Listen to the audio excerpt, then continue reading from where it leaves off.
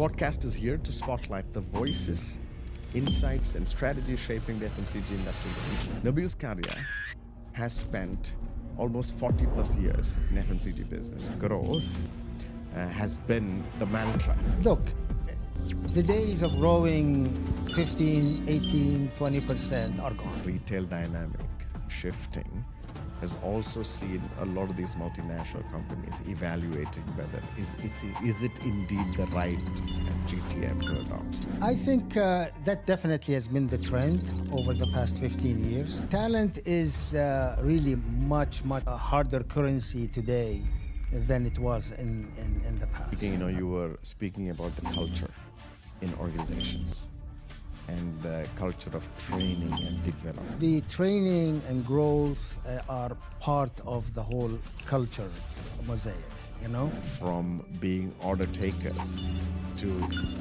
graduating to be talking category management and conceptual selling. Frankly, blessed by a company that valued very much being the first mover and having the first mover advantage into the region. And salespeople walking through the door, retailers see them as a blank check. What are the few things they need to focus on? Well, I think we've touched on it. How to create a culture of the company that attracts top talent. You have been a very key instrument at one point in time in my career. What do you consider as your legacy? Hi, and welcome to FMCG Voices Middle East. I'm your host, Tom. This is the first podcast to come out of the region that is dedicated to a fast-moving consumer goods industry made by people who have lived it and for people who are building it. The podcast is here to spotlight the voices, insights, and strategies shaping the FMCG industry in the region. We will hear from leaders who have built brands, grown markets, navigated the real world challenges of doing business in this part of the world. My first episode will be on retail and the challenges that FMCG companies are working with in this part of the world. And to discuss that, I have with me an industry veteran, Nabil Skaria. Nabil Skaria has spent almost 40 plus years in FMCG business, starting with a stellar 33-year career with Procter & Gamble. He started in the US, but after that he came to Saudi Arabia and was in one way or the other in the Middle East in different roles all the way until the year 2000. After which he did senior roles with Johanna and Hershey's company. Post that, he has his own consulting company, and he consults and works with a number of major FMCG and regional multinational companies in the region. So, Nabil, welcome to the show. Thank you, Tom. So tell me, let's start at the beginning, as a 27-year-old, being put in charge of a country like Saudi Arabia. That was a big job. So can you reflect a little bit on this? Yes, it was one of those things where you get into a situation not really knowing what you're getting into, and you just have to rise to the moment. Indeed, I was 27. I did some sales in the US, but as you know, sales in the US is completely different than in this region, especially in the 70s. We're going back to 77, 78 now. And so I just had to kind of come in and take charge and work with people who are actually older than me by, some of them a good 10, 20 years. But it was a challenge, and it was, in a way, very exhilarating to really see if I can do it. But thank God I did that and stayed in that first job for 3 years. And then P&G believed that, hey, you could do more with this guy. So they sent me to the UK for further training, came back to Saudi again in a bigger role, bigger title, then went back to Egypt then. And it was a roller coaster of many countries and many assignments across 33 years. But as you say, that was with P&G in and out of the region. But then there was Johanna inside the region, Hershey was also inside the region, was based in Dubai actually. And then the last 10 years of consulting was also in the region, although based out of Cairo this time. As you said, worked with about 35 companies, give or take, some of them quite major names. So here we are, but, plus 40 years of, FMCG, Middle East type of experience. We are in an age of tremendous change everywhere in the world. And the Middle East, it was kind of slow at the beginning with those kind of trends, but actually in the past, I would say 10, 15 years, it has caught up, and the change we see in the Middle East is just tremendous, both on the social level, on the business level, on the creativity level, on how the region's trying to catch up in all kinds of industries. But we've come a very, very long ways. The modern trade has changed dramatically. It used to be less than 5% when we were talking, in fact, hardly existing, really. Today, it's over 60%, depending on which country you're talking about. UAE is even more than that. The pharma channel has come up in a very, very big way. New channels has evolved, like the discounters, and perhaps we talk a little bit more about that. And of course, above all, is the e-commerce. That has made huge changes and impact on everybody in the marketplace, whether it was the supplier or the seller, the retailer. In terms of social changes, especially in Saudi Arabia, as we all know, the opening of Saudi, frankly, when I went to Saudi in those days, I could have never imagined. And of course, I stayed in Saudi until the 2000, actually based there. And even in year 2000, I never imagined that Saudi would open up the way it has in my lifetime, but it did. And what that has done has also impacted the trade in many, many ways, So people have all kinds of choices of where to go, how to spend their time, how to spend their money. So it's a far cry from the days when a family would all go to the mall and all go shopping in a hypermarket so that it's an entertainment. And now it's not like that. So there are many, many other choices. They're all, in fact, don't want to spend the time doing that. There are more fun things to do, like sports events or concerts or whatever. And then on the other hand, people have to ration their money. Before they didn't have much else to spend on. Now they have tons of things to spend on. And that means they have to be very careful with what they are buying. And that, along with the economics and, inflation, things like that, has caused, proliferation of tier 2, tier 3 type of products. So a huge change. So all of these changes that is happening in the market somehow has implications, right, for companies. So let's dwell a little bit around it.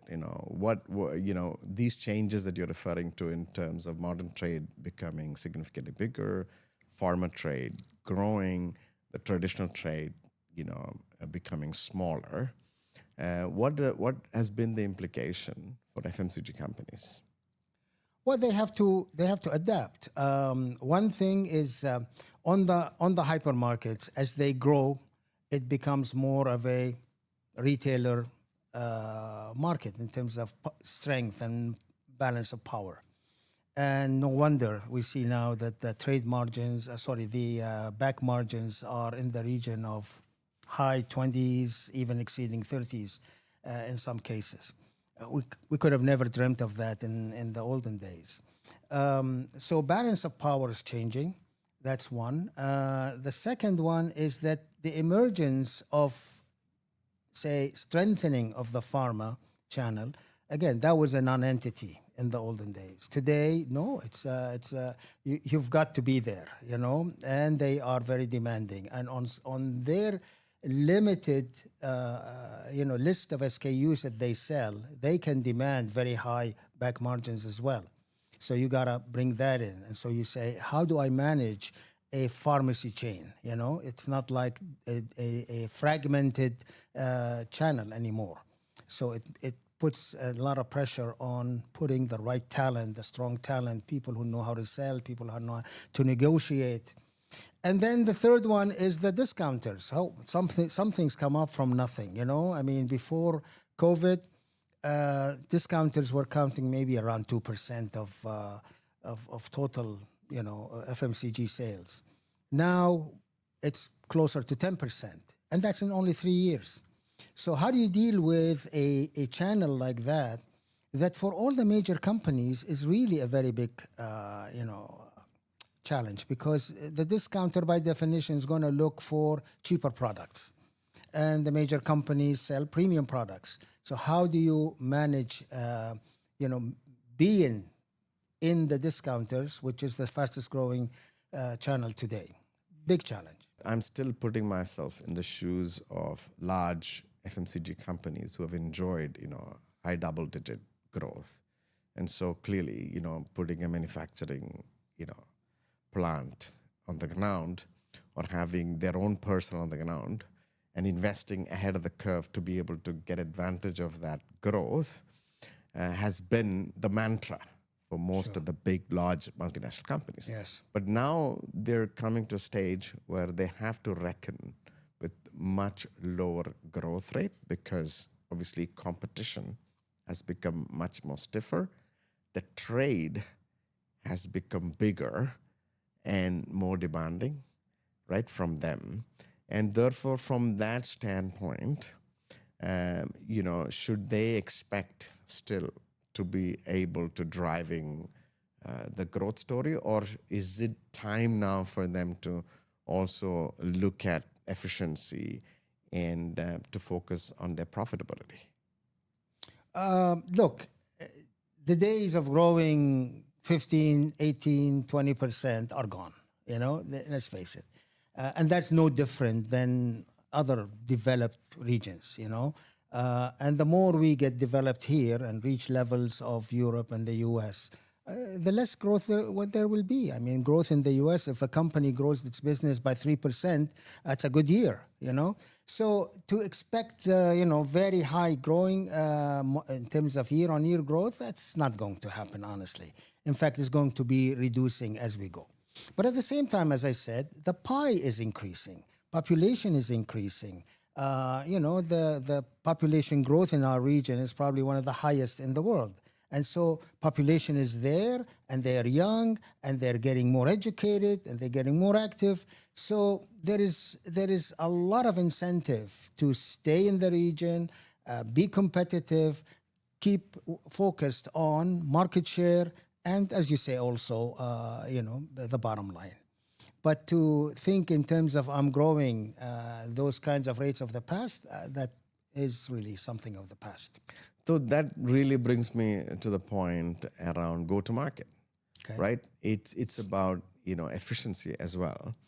And, there was a time 20 years ago where most of the multinational companies were reaching the retail through effectively full-service distributors. Yes.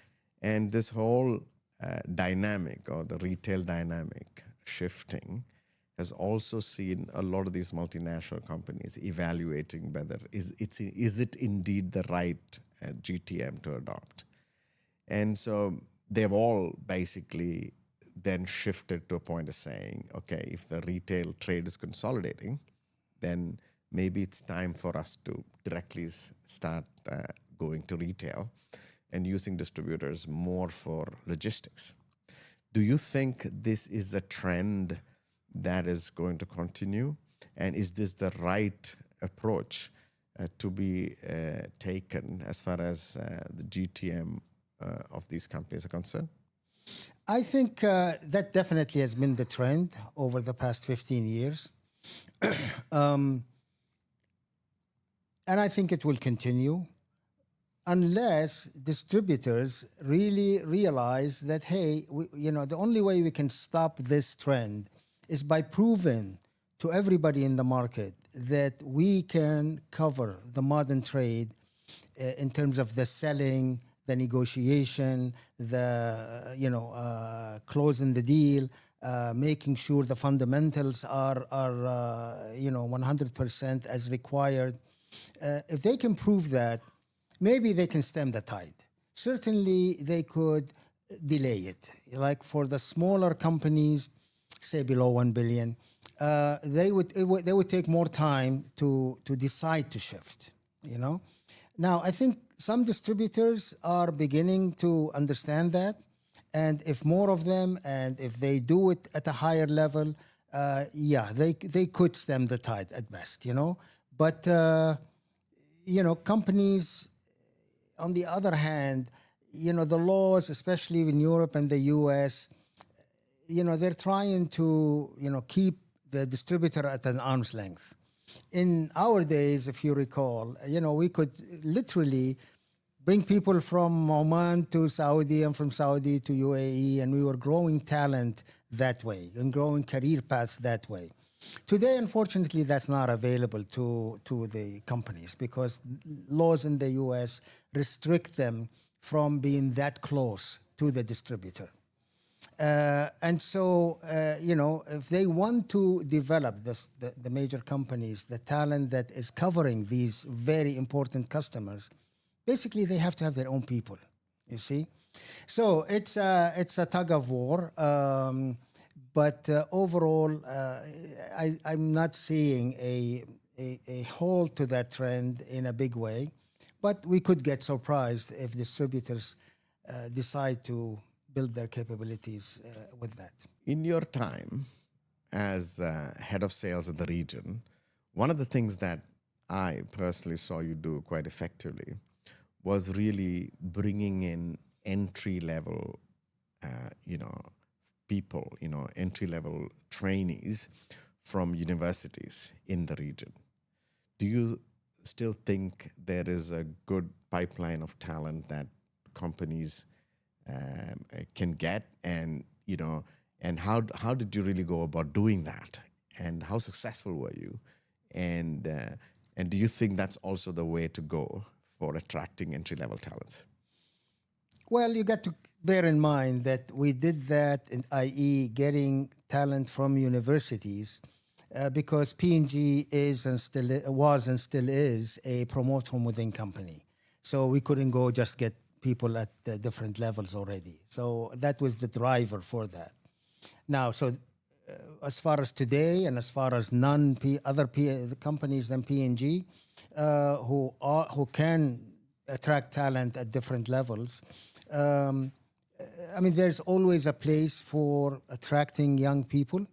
Attracting young people actually is easier if you can, like I said, promise and they can readily see, because world is still small. I can ask a few friends and they will know what kind of culture this company has, or what kind of training they have, what kind of growth potential and career pathing they have. If you can have that reputation, bringing in new talent is great, because then you shape them the way you want, and you're bringing in a good player, assuming you did a good job in the selection.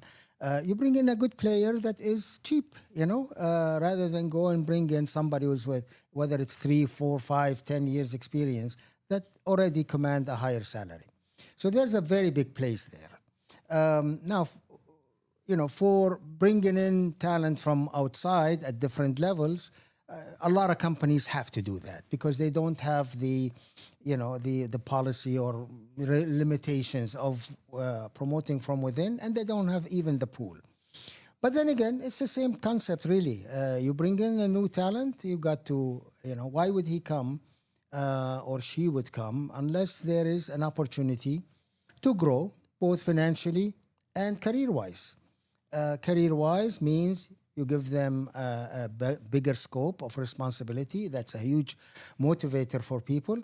But also a clear view that I'm going to come here and I'm going to continue growing.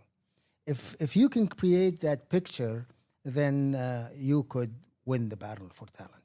It is not, I remember, from the good old days, it was not really, when you see certain salespeople walking through the door, retailers see them as a blank check, like the checkbook, walking through the door. and there were other salespeople walking through the door, who weren't willing to do that, but at the same time were welcomed by the trade because they were having intelligent conversations Yes. with regard to their own business of how to drive growth.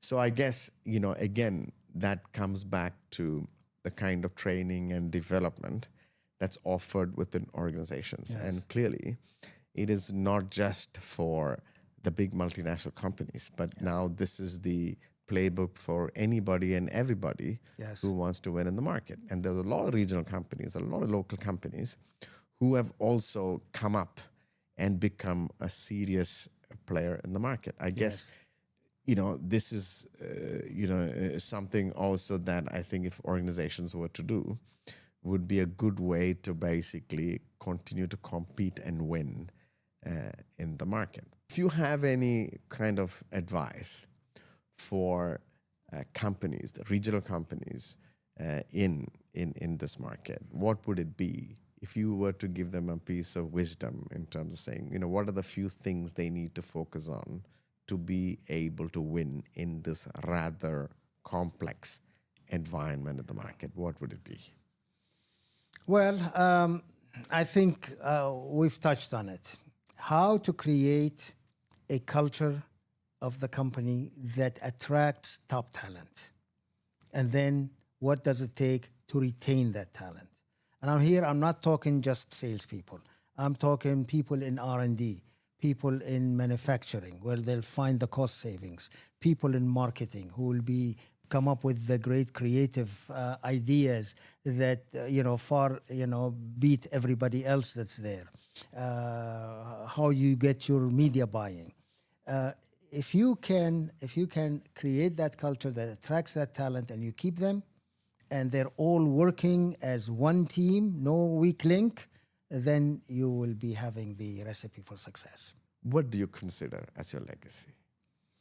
I would say two things. Honestly, one is I look around and I see some people who have reached higher levels than I ever achieved.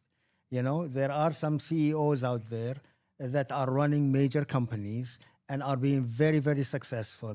And that just brings joy to me, And when these people tell me, hey, Nabil, you were my first teacher, to me, that is really very heartwarming.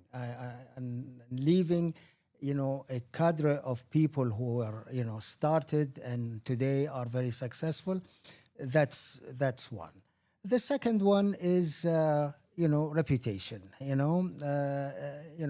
I hope when I'm gone totally, that people remember me as somebody who was, very generous with his time, with his knowledge, with his experience, and really invested in people, whether it was at work or outside work. When somebody calls you, you make the time to give advice when they're asking for that.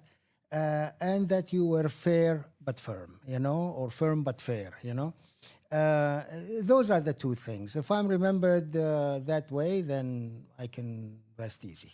And you will be, because there are many people like myself who have benefited from all the things that you just mentioned.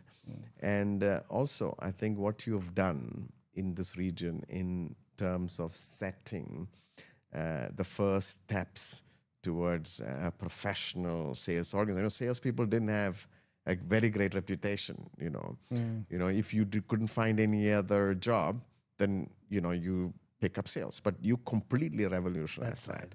Right. You brought some respect to salespeople in general, and brought to them a disciplined approach. Not just in the way they conduct themselves, but also in the way they groom and develop. And you can see that all of these leaders That's true. that you talk about are all people who have come through that stream of the sales department. And you have, to that extent, done a lot for people in this region. And I, on behalf of everyone, would like to thank you for that. Thank you. So and kind. really also very kind of you to agree to come and join this conversation. It doesn't end, right? This is just the beginning. Of course. So this is the first episode of hopefully several other episodes that we'll have where we have the opportunity to bring, leaders who have accomplished great things in this region, who have lived in this region, and who have set the trend in the FMCG world. And hopefully in the episodes that will come up in the future, we'll have more speakers and more leading voices joining us in this stage. So thank you. And I very want to much. congratulate you on taking the initiative to do this thing. And I wish you great success, and keep them coming. Thank you, Nabil. Thank you. Thank you.